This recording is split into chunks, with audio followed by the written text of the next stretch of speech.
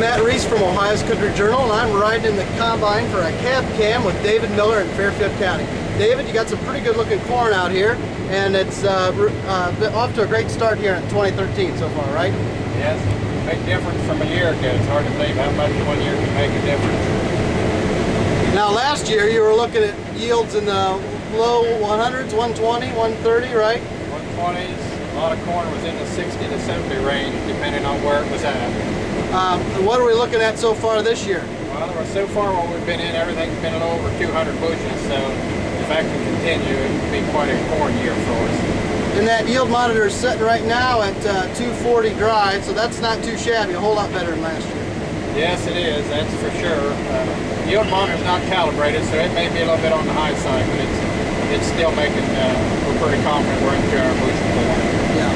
What kind of moistures you've been seeing so far? Well, going through the field, it can be in the mid-20s or 25 up to 30, 32 range in the same pass. So it's a little wet yet, but not terrible for as early as it is. That's true. Some of it looks like you ought to be chopping it instead of harvesting it for grain, but we either try to get started a little bit early and just make sure we got stuff running right.